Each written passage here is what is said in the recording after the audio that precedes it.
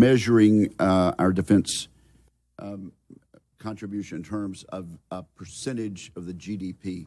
Why is that a good way to measure it? And you talked toward the end of your testimony, your written testimony, about how we could do that and still achieve some real savings and efficiencies.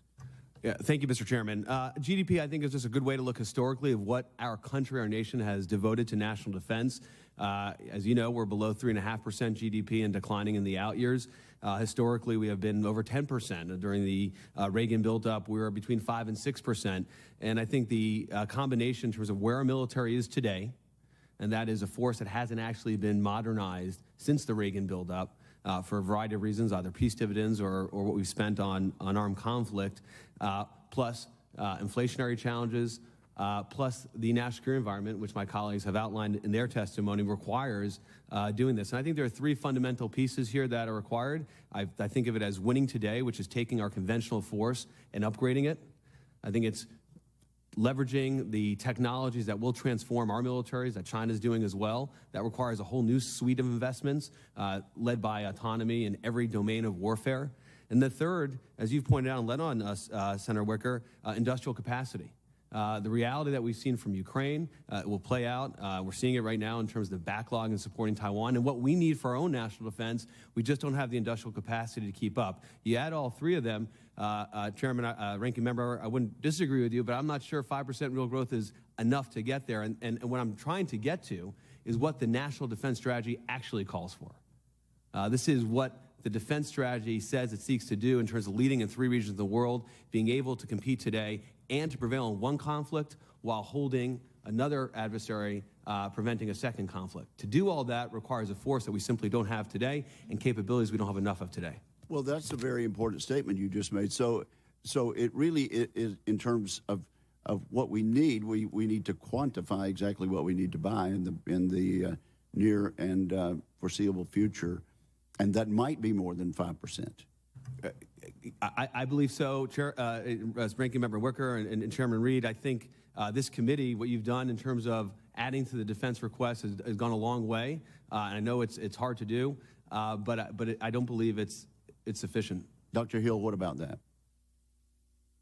Well, I obviously planning ahead and trying to foresee where we might end up is pretty difficult, given, as Mr. Zakheim is talking about, the capacity issues that have been revealed by the war in Ukraine. I mean, right now, unfortunately, it's very hard to say how long this is going to continue. But I think, one thing that we do have to factor in here is, sadly, listening to Dr. Lin, it seems more and more likely that China and Russia will find their interests converging, as they already have up until this date, that we might be actually dealing with problems on 2 fronts for a long time to come. I think, something to add to what Dr. Lin said is China has no interest in Russia losing in this war, and might in fact have a vested interest in this war going on in Ukraine as long as possible, because of course it does take up a large amount of equipment and armaments, particularly ammunition, as we now know, and then the increasing demands from Ukraine, which are tied very much to the battlefield for other equipment. We've seen our other allies from Europe, not just NATO countries, but others, stepping up to assist Ukraine here too. So there's a question about their production capacity, and I think that we should factor in as well what the European militaries are going to require too, because they're also dependent on our production. Do you agree that the Russian offensive seems to have stalled, and if there were a successful counteroffensive by Ukraine in the next 2 to 3 months, China would pay attention to that and perhaps alter their ambitions? It's possible. I think, again, we know that it's extraordinarily difficult now for the Ukrainians to dislodge the Russians from certain of the positions. They've dug in very heavily in Zaporizhia and Kherson. We're seeing this World War I-like fighting on the front line in the Donbass region. I think all of us, in looking at this, not just military experts, but others, see that this is going to be quite a grind. And I think, China obviously is watching this very closely. The situation in Taiwan is quite difficult. I mean, this is a maritime challenge, not one of land warfare. And actually, one thing to bear in mind is the Russian Navy has not really been affected by this. And, we're seeing these joint naval exercises with South Africa. That's why I mentioned the importance of getting to middle powers and other, friends in the global south with China and Russia that might show, different kinds of offensives or actions that Russia could take to distract us from what's happening in Ukraine. As I said, this is an extraordinarily difficult situation that we're in, but I think we would make a mistake if we think of China and what Russia is doing as two separate things. I think right now they're melded together. We have to have a 360-degree perspective around this, including what our other allies and partners can bring to the table. Thank you, and thank you, Mr. Chairman. Thank you, Senator Wicker. Senator Gillibrand, please. Thank you, Mr. Chairman, and thank you all for your testimony. I want to drill down on this convergence of China, Russia, Iran, and the concerns that you've all expressed about how these world powers are aligning. China has been projecting power in many ways for a long time, the last 10 or 15 years. Their doubling of their military budget, their investment in Belt and Road Initiative to create bases, to create opportunities worldwide, to project their power. Russia has been projecting its power through an invasion of Ukraine, what they're doing in Moldova right now, a constant push of their power. And Iran has been projecting its power through conflict, through the use of proxies, through constant malign activities. And so I'd like your recommendations on the best way to try to create a deterrence, a stronger deterrence against conflict, ways to establish the future or path to peace with all of these different regions. And specifically with addressing China, Dr. Lin, you talked about building up our allies, our partners, to maximize our deterrence capabilities and demonstrate a united front in the region. I'd love some more specific ideas about how best to do that, whether that means basing agreements, forward deployments, whether that means any other alignment that you think is useful as a way to promote deterrence. I'd also like to hear about ways that we may be able to deter Iran and Russia. One of the ideas I'd like your thoughts on is the Abraham Accords specifically as a way to create a regional alliance across the Middle East against Iran, to counter Iran, and also to push those Middle East countries from aligning with China. Because when we are absent, the gap is filled, and we don't want that gap being filled by China. Many of our allies, that gap was filled by Russia. Russia gives them their weapons. Russia makes different kinds of investments. And when we don't participate in these international agreements and collaborations, the gap is filled by, unfortunately, others who do not align with our interests or values. So I'd like your thoughts on each of these questions and your best recommendations for how do we create long-term alignments for peace? How do we deter conflict, especially with China and especially with Iran in the future? Thank you, Senator. I can take a quick stab at the range of questions, excellent questions that you had. You mentioned the China, Russia, Iran alignment. I would just note that the stronger of them is between China and Russia, whereas the China-Iran one is one that's still growing. And if you look today, the Iranian president is actually in China meeting with Xi Jinping. And one of the reasons why he is there is because of the fact that he wants to make sure that China can move as fast as possible on the major agreements that were signed last year. But he also recognizes that China is trying to do somewhat of a balancing act in the Middle East with the fact that China is heavily dependent on oil from Saudi Arabia and also recently signed major agreements with the Gulf Cooperation Council. So I would just note that the China-Iran relationship is one to watch, but I don't think it is from China's view, as strategically important as Russia right now, given the fact that Russia is significantly much more powerful than Iran, and also the fact that Russia is China's neighbor.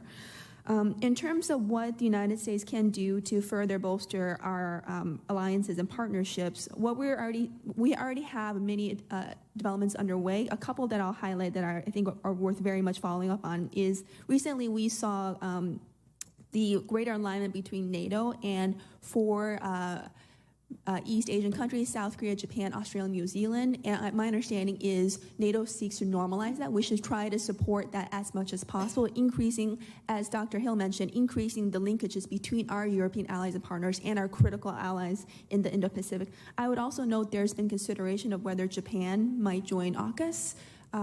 All of these developments that we already have underway, we should continue. For example, the U.S., Japan, Australia trilateral, the U.S., ROK, Japan trilateral, all of these are incredibly important in terms of our positioning in the Indo-Pacific. Thank you. I would like to agree with what my colleague Dr. Lin has just said about the importance of creating all the linkages with the various alliance structures and partnerships that we already have. One of the things that I perhaps should have mentioned, before about Russia's aims throughout this war in Ukraine have been to create new alliances for Russia as well. As Dr. Lin pointed out, Russia is one of the few close partners of China at this point, but that's the same for Russia. And although Russia has emphasized a great deal in terms of partnership building in Middle East, for example, and other parts of East Asia and Latin and South America, trying to revitalize old Soviet ties, the close relationship between Russia and Iran has been a problem there. And Senator, as you pointed out with the Abraham Accords, one of the main factors for those accords was, of course, opposition to Iran and Iran's role in the region. And if Russia remains the only power that has relations with Iran, that will actually become a problem in its other relationships over time, including with Israel and some of its other close partners, the UAE, for example. So I think we do absolutely have to find ways in which we can work with these sort of middle powers and others that, so far are trying to sit on the fence and watch this from a distance because they frankly don't want to choose sides. India, is one of those countries that has a crisis at the moment because India's relationships with Russia were an important counterpart for India against China. And of course, the closer that China and Russia pull together, the more untenable India's own security position becomes.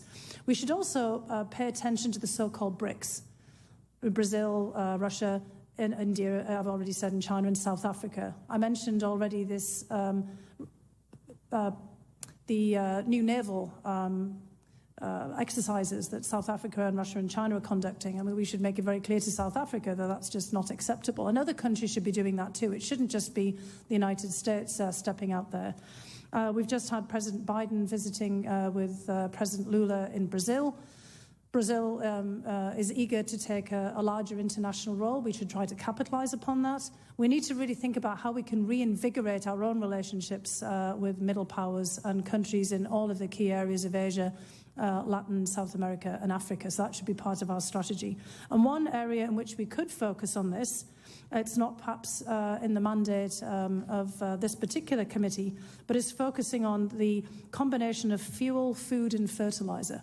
Because one of the key things that we've seen as a result of this war in Ukraine is how important Ukraine, Russia, Kazakhstan, the Black Sea are for global food supplies, fertilizer, which is of course tied together, and also flows of fuel. And this is where we really have a lot of leverage with other powers because they've been dependent on all of those flows and have been very concerned about the impact of this war. And this also includes China, which was a major investor in Ukraine prior to the outbreak of war, particularly in the agricultural sector. So there may be something there that we can look at as a recommendation for emphasizing in our outreach. Thank you, Senator Gillibrand. Mrs. Zackheim, for the record, you can submit something if you would. Thank you. Senator Fisher, please. Thank you, Mr. Chairman. Mr. Zackheim, what do you see as being the primary lessons learned from the war in Ukraine thus far? The number one lesson is that we should stand and will advance our interest by standing with Ukraine. That aggression needs to be countered, and if we do so, that is not going to be escalatory, but in fact stabilizing. And I think the best thing we can do for our national security interests is to see Russia defeated in Ukraine. And this committee and this Congress has done a lot to support Ukraine in realizing that. I think we have to stop measuring our support for Ukraine by the particular weapons platform that's on the table and think more broadly and strategically.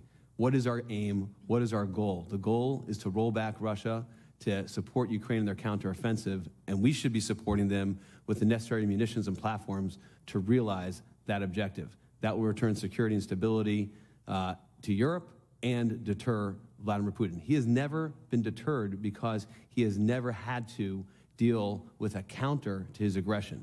We've talked about 2014 in Crimea. As the senator knows, started in 2008 with Georgia.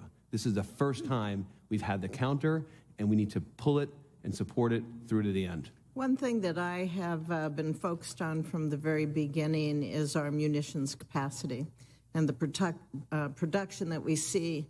When you say, I thought you kind of glossed over that on your answer, and I think there is a real and urgent need to expand munition production capacity as quickly as possible, not just to address the ongoing war that we see in Ukraine.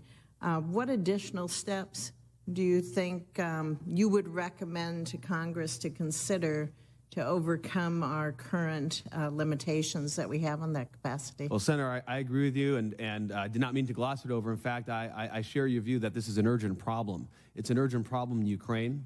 It's an urgent problem in Taiwan. And many of those munitions and capabilities, we not only need in those two theaters, but we also need here at home. And as you're fully aware, we don't have that capacity, both in terms of what we need for current scenario planning and also for surge capacity. I think this committee started it in this past year's National Defense Authorization Bill, but it's limited. The most important thing this Congress can do, and I know I'm preaching the converted here on the authorizing committee, but multi-year procurement. I think you solve a lot of this if you're able to buy things over the course of 3-4 years. You make it cheaper. You know, that's an efficiency that I know Senator Wicker's focused on, other members of this committee. But it's scale. It's scale and industrial capacity. This is capital-intensive investments, not just to get the particular munition that can be produced on the current production line, but it's multiple production lines. And Senator, as you know, it's not just about munitions. The most important capability for a Taiwan scenario, and I assume Dr. Lin would agree, is our undersea capability. And we are retiring our undersea capability at a faster rate than we're producing them. That, in its essence, is a capital problem around industrial capacity, Senator. I agree with you, and that was the reason that I was able to get the amendment in the NDAA to address that problem specifically. On this committee, and this is for all of our panelists, on this committee we've been debating and changing security dynamics, in particular the return of great power competition. And what do you see as being implications that we have for our military in that regard, and how do you think the events that we've seen play out over the past year may have changed your view of that discussion? Dr. Lin, would you like to start? Thank you. So in terms of great power competition and looking at the China dynamic, I think if I could add really quickly to what China is learning from Ukraine, I think what China is seeing is how long a war can occur, and related to the Taiwan scenario, and what the United States needs to do is we need to make sure that we are not expending all of our munitions and assets within a very short period of time. Recently, CSIS did extensive war gaming, and we found given our current stocks, they would run out within 2 weeks. And if we are expecting a Taiwan conflict to last more than that, we definitely need to build up our defense industrial base, as well as both the surge capacity as well as the capacity to be able to have more of these stocks pre-positioned in the region. In terms of great power competition, what I'm seeing from China's end, particularly after Speaker Pelosi's visit to Taiwan last August, is a greater willingness on China's end to use limited demonstration of military force to express its displeasure. What is taking away from Russia's invasion of Ukraine, and why it thinks Russia needed to invade Ukraine, was that it saw that Russian efforts at diplomacy with our NATO allies and with the United States failed. And if you don't believe that diplomacy can allow you to achieve your aims, then you have to think about a greater use of military force, including demonstrations of force at smaller scale. Thank you. Dr. Hill. Thank you so much, Senator Fisher. I concur with my colleagues here on the panel, and actually I want to pick up on something that Mr. Zakheim absolutely was right in emphasizing, that in fact all of this started in 2008 with Russia's move into Georgia. In fact, we've had 15 years of this phase of great power competition, if that's how we want to call it, that we should have been paying closer attention to. We thought that was an aberration. It turned out not to be. And what we have to recognize here is obviously we're in a very different competition, if that's what we want to call it, from Russia and China. Russia has been in the process of revanchism, revisionism, trying to overturn a territorial order in Europe. And of course, China is similarly engaged with Taiwan, who is obviously of a different nature, but also territorial claims against many of its neighbours, Japan, Vietnam and others in the South China Seas. The United States is not in that position of territorial acquisition. And again, I think part of the message that we have to get across all the time, notwithstanding all the accusations that we have from previous US actions in at different times in our history, is that we are actually trying to maintain the current international order, which means the territorial integrity of all of the recognized states, and that is different. And that should enable us to build a coalition of other countries, including middle powers, to push back against the actions of China and Russia, and specifically of Russia at this juncture, but China over the future. So I think we also have to focus on how, when we're answering these questions, we're going to work with our allies in all of these different alignments that we've already talked about, in NATO, with AUKUS, expanding that out, and also trying to push, as I mentioned before, countries like South Africa away from contemplating the kind of activities that they're now engaging in. Thank you, sir. Senator Shaheen, please. Thank you, Senator Fisher. Thank you, and thank you to each of you for being here today. Mr. Zuckerman, I couldn't agree more about multi-year procurement. It would also help if people could count on our getting a budget done every year. That would be a good first start. So I hope all of us on this committee will take that to heart. Ms. Hill, or Dr. Hill, Belarus has seemingly been reluctant to embrace Putin's war in Ukraine, but Russia continues to use the territory in Belarus to stage its invasion. Can you briefly tell me how Putin views his relationship with Lukashenko and whether we expect Belarus to engage to a greater level in the war in Ukraine in the future? Thank you, Senator Shaheen. It's actually very important for us to remember Belarus because it still is technically an independent country, but as you're mentioning, it's been used as a staging ground for this conflict by Ukraine by Russia.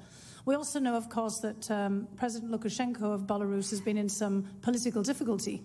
In the most recent elections there's a lot of questions about whether he was in fact actually elected. We had a large opposition movement that emerged, and there still continues to be questions about his long-term grip on power. What we do know, of course, is that he's become increasingly dependent for political and economic support for Russia, which is why Belarusian territory is now being used. I think Belarus was also a model for what Putin wanted to achieve in Ukraine and still remains so.